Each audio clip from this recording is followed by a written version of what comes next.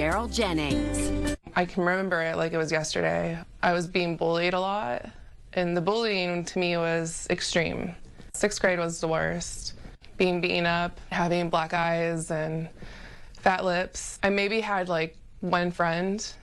With bullying, there's such a gray area because no one's around to see it but other kids. It's like the inside of you is screaming for help, and no one else can hear. We want to start by telling you this story has a happy ending. A message of hope for teenagers and families struggling with bullying, depression, or other mental health challenges. Hello, I'm Cheryl Jennings, and the young woman you just heard from is Rachel Mosley, a news photographer here at ABC7. Brave enough to share her own experience as part of our Disney ABC Choose Kindness campaign in support of National Bullying Prevention Awareness. Disney is the parent company of ABC7, and we are proud to join the effort to put a stop to bullying and to encourage teenagers and adults to choose kindness and hope. I remember being that young and feeling like there has to be something more. You know, to be that young to feel that way, like there has to be something more in life. And with the love of her family, friends, and professional help, Rachel did find that something more. And our goal in this edition of Beyond the Headlines is to help others find it too. We're going to share mental health resources throughout our show. So let's get started with ABC7 morning anchor Regia Key and some fearless Bay Area teenagers with an ambitious crusade to erase the stigma of mental illness. This is the Teen Wellness Conference in Mountain View. More than 220 students all choosing to spend their Saturday learning about mental health. We need to let young people know that there are resources out there and that they are not alone. The conference was organized by teens for teens.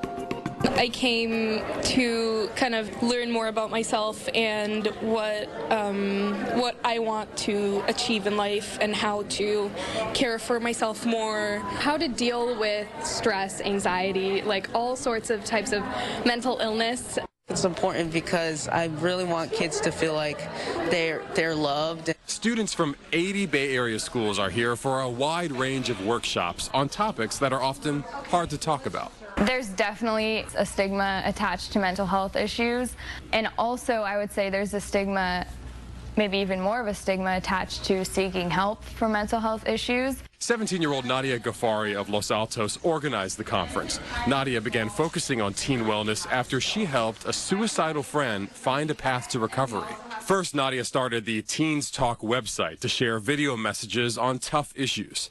This conference takes the idea further, creating a safe place for teenagers learning to help themselves and others. It's normal to feel anxious or depressed at times, but if it gets to a point where it's really changing the way you live your life, then it's time to get help, and it's okay. Nadia and her team are getting support from a range of mental health organizations eager to reach out to young people. Data has shown that teens in the U.S. are experiencing higher levels of stress than ever before, and about 50% of mental health disorders emerge by the age of 14, and about 75% emerge by the age of 25. Sometimes early intervention is critical, just like with other types of illness. We miss the fact that this is actually a disease. It's a brain disease. For 17-year-old Darrow Hornick, a simple text helped turn around her moment of crisis. This amazing resource that is available to anybody, anytime, anywhere. The crisis text line is free and confidential. You just text the word BAY to 741-741, and a trained counselor texts back. Because it's text in, it is not as terrifying as opposed to when you were calling in. Now Darrow is volunteering at the wellness conference to spread the word about the text line. This activity is encouraging wellness with a game about healthy relationships. It's a huge issue for teens. 1 in 3 adolescents will experience violence in a relationship at some point. Another group is focusing on the role of media in mental health. Some experts are especially concerned about a Netflix show called 13 Reasons Why that some say makes suicide seem like the only answer. Liza Benningson is with the Children's Health Council, known as CHC. Almost every teen that we talked to was watching the show. CHC saw a huge influx of teens coming to get support services as a result of the show. Searches for suicide went way up after the show on Google. Netflix says the show is bringing awareness to sensitive issues, but Livermore father John Herndon believes it triggered his 15-year-old daughter Bella's death by suicide.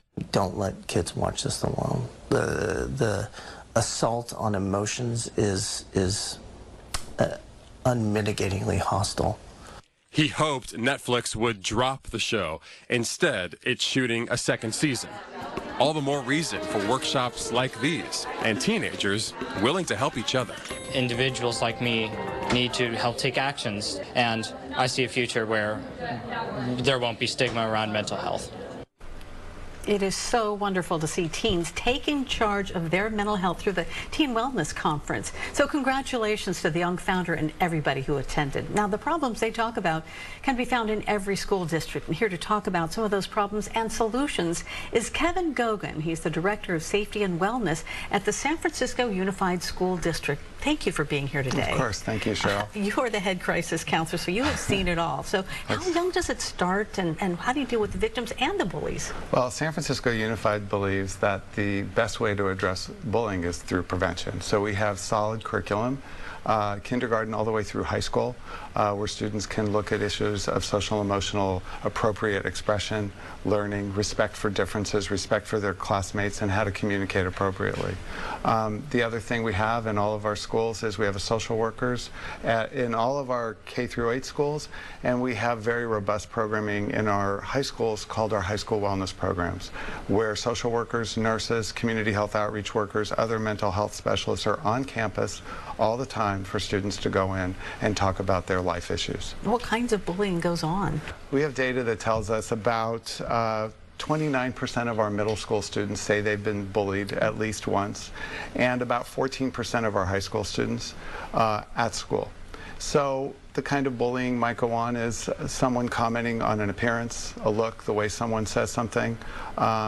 We also know that we have cyberbullying happening, online bullying, and about 14% of our middle school students say that that's occurred with them, about 12% of our high school students.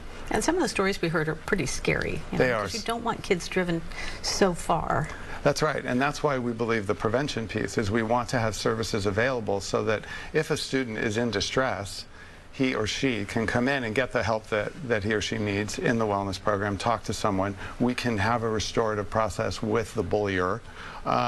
We want to look at it comprehensively. But how do you get them in there? Because that's got to be the stigma, as what the kids were talking about. Well, you know, we have a simple way to do it, right? We do have a simple way. I think we have very welcoming, youth-friendly rooms where students can walk in.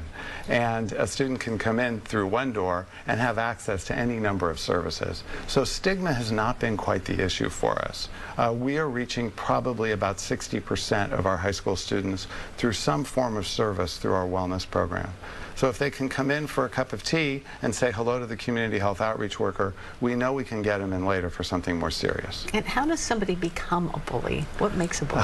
How does someone become a bully? Yeah. Well, I want to go back to, you know, all of our children have complex issues. They come from a world that is very complicated here in San Francisco.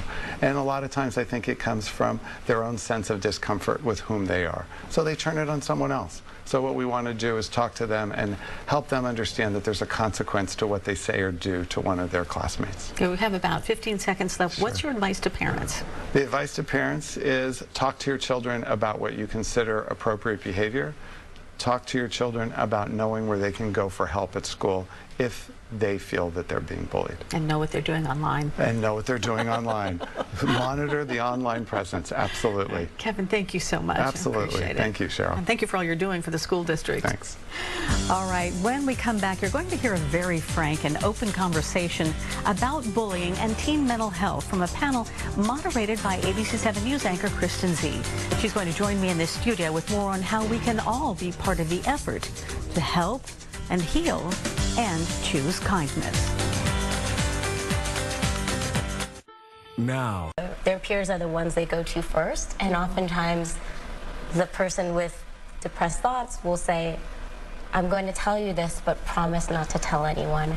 And what's really important for us as, counselors is to let those youth know you are not doing this person any favors by not telling an adult. This is your friend's life at risk, and if somebody ever says to you or anyone, I'm thinking about suicide, you should definitely take that seriously and not doubt it, and tell someone and get them help. They might be mad at you or they might hate you, but you might also save their life. Gina Rosales, a chat counselor with the Trevor Project, was part of a long discussion we held recently at the ABC7 studio to explore issues around bullying and teen mental health. And that important roundtable discussion is available online right now. So we encourage you to watch it at abc7news.com. Now, for today's show, we're going to be sharing some more moments from our roundtable guests. Joining me in the studio right now, ABC7 News anchor Kristen Z, the host of our special teen mental health discussion, and also Amanda Caparas, a school social worker with the Franklin McKinley School District, who took part as well. And they're here to share their perspectives on the conversations that took place. And thank you both for doing that. I was able to watch a part of it, but Kristen, what was it like for you, having to navigate through so many stories that were really very troubling and emotional? Yeah, well, first of all, it's great to see you again, Amanda. Your insight is invaluable. Cheryl, thanks for the question. I think the first thing is it was a very emotional experience to be a part of the roundtable. It brought me back to my days training as a sexual assault hotline counselor, crisis counselor in San Mateo County. And also it was impressive to me just how open everyone on the roundtable was to talk about a really difficult subject, from someone who lost a friend, a relative, to the social workers such as Amanda who work with the students going through very challenging issues in their personal lives. They were all very open, and so I was very impressed. And also ultimately optimistic, because we are talking about it. We are taking action. We're not saying we're going to let that be and let's not talk about it. So I think there's hope for the future for teens. And Amanda, because we're all focusing on wellness now, like how tough is it for the kids you've worked with to speak up when they have a friend in trouble? Yeah, I actually agree wholeheartedly with what Gina said, and unfortunately I do encounter this in my line of work. So what I really like to emphasize is a systemic approach, using education and preventative programming to really instill this idea that it's okay to speak up and to reach out for help. And when we are able to do that through the preventive programming in schools, to our communities, to our parents, and in the media, then that's how we really make that change. And I've already seen a recent trend that's really encouraging to me of our students coming to speak up for themselves and to bring their friends to us. So that's been really great to see that. And so the hope is that that continues, that we continue to have these conversations, that we continue to have days like today and to have those roundtable discussions so that we can continue to bring awareness and let everyone know that's okay to reach out for help. All right, let's listen to another guest from the roundtable discussion. She had a very large group of friends, and then after the sexual assault, which she was passed out during, and the pictures, there was slut shaming, so basically everyone turned against her. And one of her own friends said she basically had no one, and she didn't reach out to an adult. And her friends knew that she was contemplating suicide, but no one told an adult. Sheila Pott's daughter Audrey died by suicide 5 years ago, and she is honoring Audrey's life by increasing education and awareness about teen mental health and suicide through the Audrey Pott Foundation. And Kristen, as a mom and a journalist, what were your thoughts as you listened to Sheila? Well, first of all, I commend Sheila for all that she's done to shed light on the issue. I know it's not easy to share her pain. As a fellow mom, I felt very empathetic towards her in that just the thought that your daughter had gone through something so horrible and you didn't know. I think it's a reminder to all parents to really keep that line of communication open with your teen as much as possible. It's not always easy during those years when they have a tendency to shut down, but you got to try. And I think the easiest thing to do in terms of encouraging your teens to be open to you is to be non-judgmental, because don't you agree, Amanda? They kind of shut down. How do you counsel the victims and the bullies? Well, it's really important to my first thing I would say actually is to someone that has been victimized by these types of circumstances is that it's not their fault. That's the first thing that I really want to emphasize. The other thing is to really empower them to Speak to an adult, talk to your parent, as difficult as it may be. Go to your school social worker or your counselor, any trusted adult or teacher that you can find, because as difficult as it may be, we're all there to support you through this. And we are so lucky to live in an area and a community where we have incredible resources, incredible organizations, so making those accessible to them as well can really normalize this act of reaching out for help. All right, I want to go very quickly to a couple of young people who really have taken charge of mental health issues. So take a listen. A lot of time when we talk about bullying, it's not the bullying you would like imagine, where you're on the schoolyard and a kid pushes you and beat you up for lunch money. Exactly. It's not really like that. It's a lot more subtle and passive aggressive on like media platforms, where you can be really embarrassed, and you know, it's all out there. You can't hide it. Everyone knows. And so I think that that really is difficult for teens to navigate. And then, you know, you have mental health on top of it. So if you already have a depressive personality, or you have a more difficult time handling stress, and you don't have the coping mechanisms to deal with that, you might just become so overwhelmed and really not know where to go. Yeah, I definitely agree. I think that especially in high school, you have the pressure of getting good grades and maintaining friendships and relationships, and it just keeps piling up.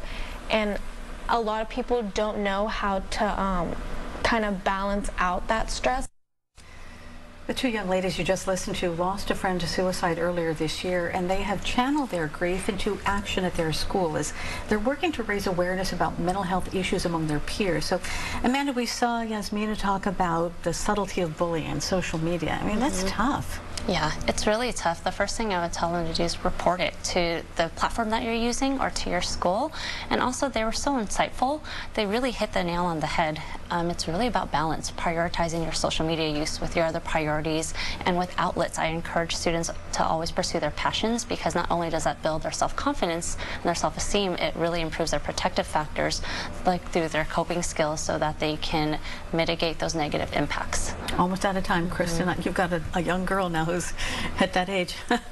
Yeah, so all these things, all these issues that we're putting at the forefront are very helpful. I was impressed by Yasmina and Lauren, because they are there on a daily basis at school, telling their peers that we're here for you. We reject the bullying, we reject the meanness, and we support each other. And if kids can take and adopt that view and do something nice for the kid next to them, then that will certainly change their worldview so much. Thank you both for being here, and thank you for what you're doing with the Roundtable. It's online for everybody at home. So now, when we come back, you're going to learn about an international organization that wants to put a smile on your face as they choose kindness to put a stop to bullying. It's called the Cyber Smile Foundation. Another thing you can do is talk to someone you trust. It could be a friend if you're not comfortable going to your parents. You can talk to your parents. You can talk to a teacher. Talk to anyone who has power, because they can go and they can make a difference for you. ABC7 wants to send... Okay, a lot of people. It hurts, doesn't it? Yes. It really hurts. So I've been bullied a lot. Growing up, I had this weird hair condition where it didn't grow. So I was literally bald until I was around 10.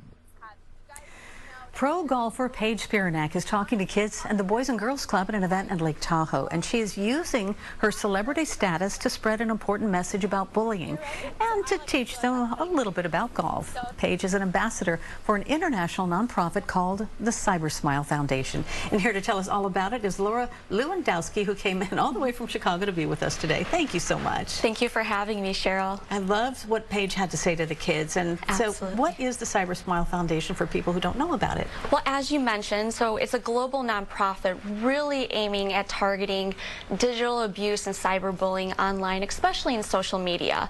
We're seeing an increase in teens, adolescents, and even adults like myself who are being bullied across these platforms. So it's really emphasizing messages of positivity and kindness as we also think about diversity and inclusion online. How does it work? So if somebody, I mean, everything is online these days, right, on your phone. Absolutely. So CyberSmile is actually on all social media outlets, including Instagram and Twitter. One of our latest campaigns is the Positive Activist campaign, where you can search hashtag I'm a CyberSmiler and really see positive messages. So when people are getting impacted and getting hit with those really hard negative messages on social media, you have these tidbits of hope. That's actually how I heard about the CyberSmile Foundation. You were being bullied, right? I was. Actually, my latest episode of being cyberbullied but was by an anonymous source, which is also on the increase last week, if you can believe that. And I'm an adult, but really, CyberSmile also helps students who are really dealing with this also at school, because sometimes in that age group, it's by their peers. So, but how do they deal without a CyberSmile? Sure. Tell them to, should they fight back, or what? Do not retaliate. We like to say don't feed the trolls. Really, the best thing you can do, whether you're a student or an adult, is document where you're being harassed. Take photos of it if you're getting screenshots and things like that. Really making sure that you also speak to an adult or speak to somebody else that you trust about this. So what are some of the other ways that CyberSmile, the foundation, can help with school districts? Because we've had a couple of districts represented today. Yeah, our school partnership program is really growing, and it allows schools, administrators, teachers, parents, and students to have access to resources and events year-round that really focus on identifying bullying behavior, identifying if your student or your child is being bullied or even your peer is being bullied, and ways that schools can help play a role in prevention, which is also something that was talked about today. Do you have people who can tell the kids what to do or where to go? We do, actually. On the cybersmile.org website, we really focus on a help center aspect where it talks about different types of cyberbullying. So there's things like doxing, reputation management tips as well. And also, if you're a gamer, there's also resources on there as well, because this is big among adolescent boys who play a lot of video games, is that there's harassment and bullying taking place over that mechanism as well. We have 10 seconds left. What do you do for partners? I know that it takes a lot of people. Absolutely. It takes a village to help combat this. So we work with great groups like Brita and Steph Curry to really help focus and filter out hate. Twitter, Intel are some great sponsorships of ours as well, and also Claire's Accessories. All right, good to know. Thank you so much, and you can learn more about the CyberSmile Foundation online. Also, you can find the entire 45-minute roundtable discussion on teen mental health, as well as a list of resources, stories, and videos shining a light on many opportunities for you to choose kindness. Just go to our resource page at abc7news.com/tag/choose-kindness. Follow us on Facebook at ABC7 News and Cheryl ABC7. Follow me on Twitter at Cheryl ABC7. Thanks so much for joining us, and choose kindness every day.